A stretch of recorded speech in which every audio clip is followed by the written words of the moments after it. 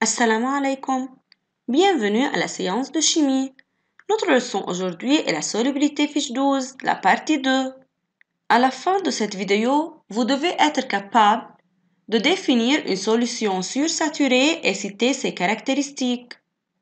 Premièrement, on doit rappeler qu'est-ce qu'une solubilité?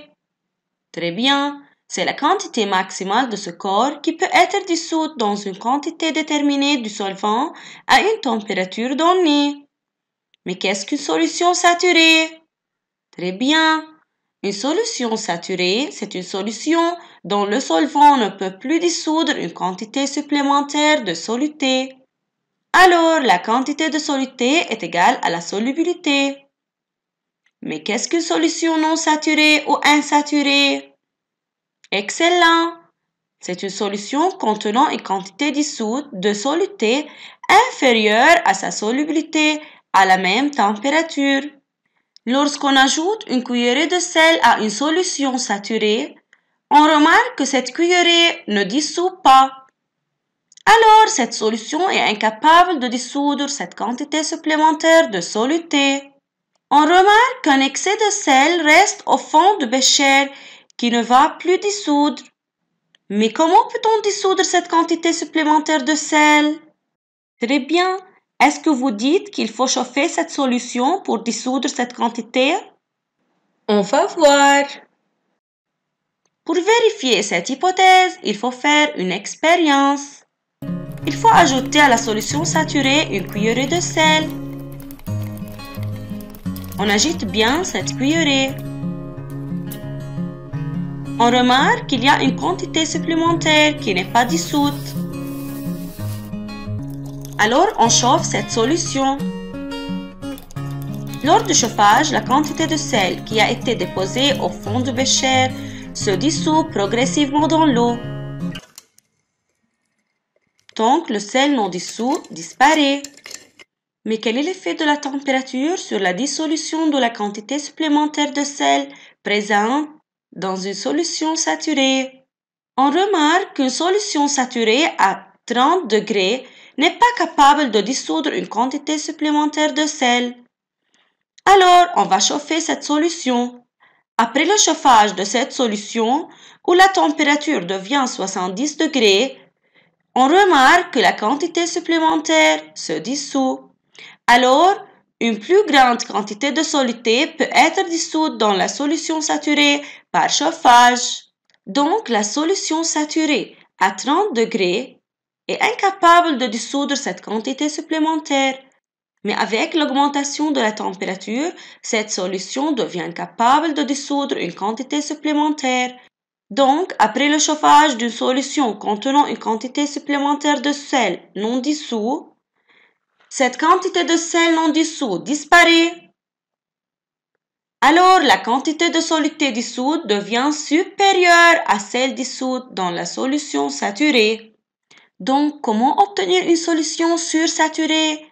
Et qu'est-ce que ça veut dire une solution sursaturée? On va voir. Premièrement, on va chauffer une solution saturée à 30 degrés qui contient une quantité de sel non dissous. Après son chauffage, on obtient une solution à 70 degrés et qui a la capacité de dissoudre cette quantité supplémentaire de soluté. Observez maintenant. Est-ce que vous observez une quantité supplémentaire de sel? Très bien.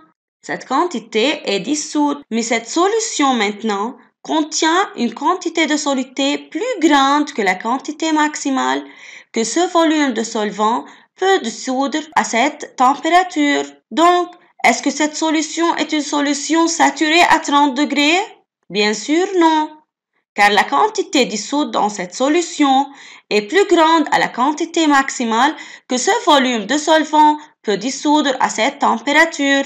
Alors, c'est une solution sursaturée. Donc, c'est quoi une solution sursaturée? Très bien, une solution sursaturée est une solution dans laquelle la quantité de soluté dissoute est supérieure à la quantité dissoute dans la solution saturée à la même température. Il faut noter qu'il faut faire attention en comparant la quantité de soluté dissoute dans une solution de la température donnée. Pour savoir quelques caractéristiques de solution sursaturée, on a préparé une solution sursaturée d'acétate de sodium. On ajoute un petit cristal d'acétate de sodium à cette solution sursaturée. On remarque que l'excès d'acétate de sodium commence à se cristalliser dans la solution. Observez ici, c'est l'excès d'acétate de sodium trouvé dans la solution commence à apparaître.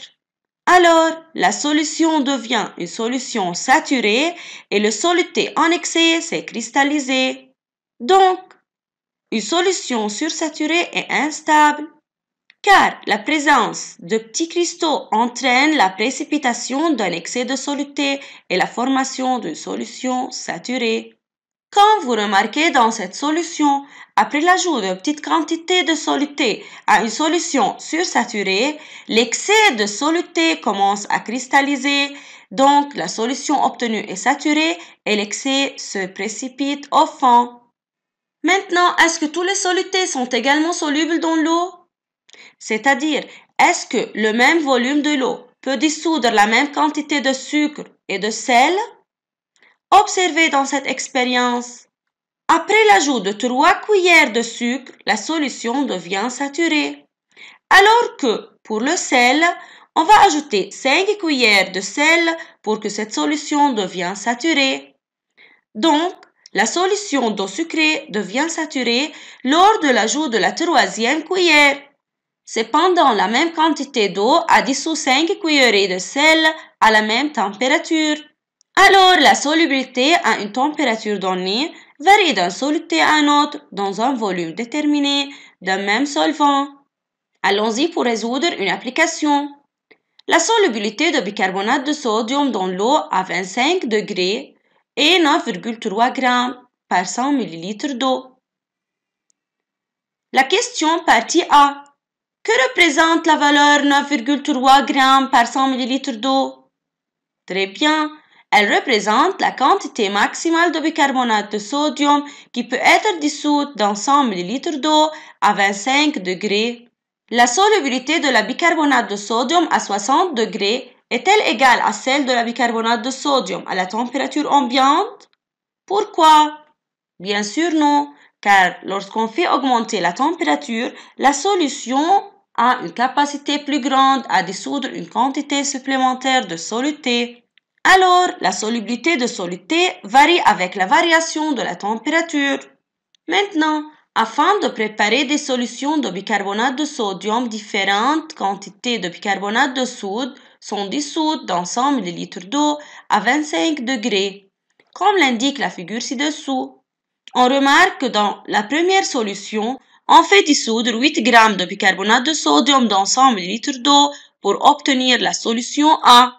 Tandis que dans le bécher B, on fait dissoudre 13 g de bicarbonate de sodium dans 100 ml d'eau pour obtenir un mélange B dont 3,7 g de bicarbonate de sodium sont mis au fond. La question numéro 1. Indiquez le type de la solution dans le bécher A. Justifiez. Pour répondre à cette question, il faut savoir premièrement combien de types de solutions on a. Très bien, on a 3 types de solutions. La solution saturée, la solution insaturée et la solution sursaturée. Dans une solution insaturée, la quantité de soluté dissoute est plus petite que sa solubilité dans le même volume de solvant. Alors que dans une solution saturée, la quantité de soluté dissoute est égale à la solubilité dans le même volume de solvant. Tandis que dans une solution sursaturée, la quantité de soluté dissoute dans un solvant est plus grande que sa solubilité dans le même volume à la même température. Alors, pour indiquer le type de solution, il faut comparer la quantité de soluté à sa solubilité dans le même volume de solvant à la même température.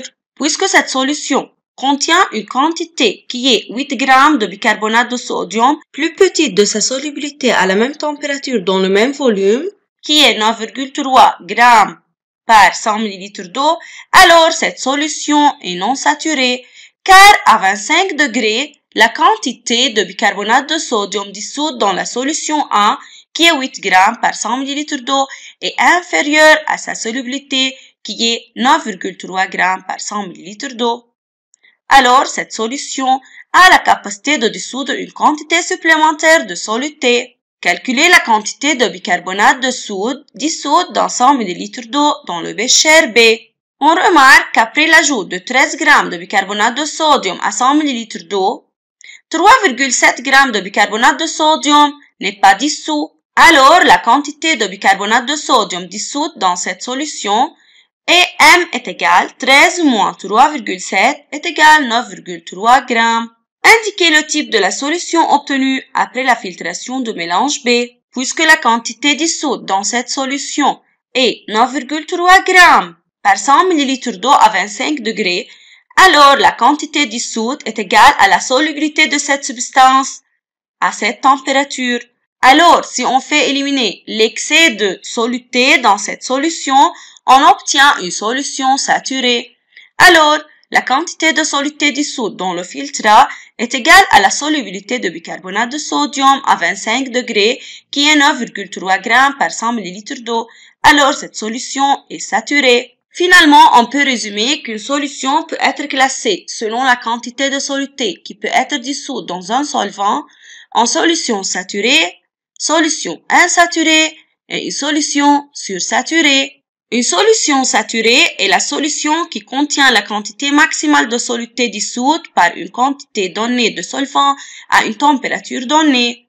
Alors, la quantité de soluté est égale à la solubilité. Alors qu'une solution insaturée est une solution qui contient une quantité de soluté inférieure à sa solubilité à la même température. Donc, la quantité de soluté est plus petite à sa solubilité. Tandis que la solution sursaturée est une solution qui contient une quantité de soluté supérieure à sa solubilité à la même température.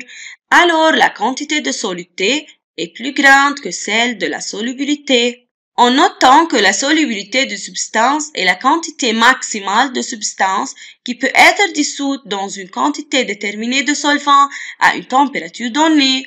Cette vidéo est préparée par Layla Hallani, enregistrée par Manal Mazbouh, révisée par Dalal Beyz. Merci pour votre attention.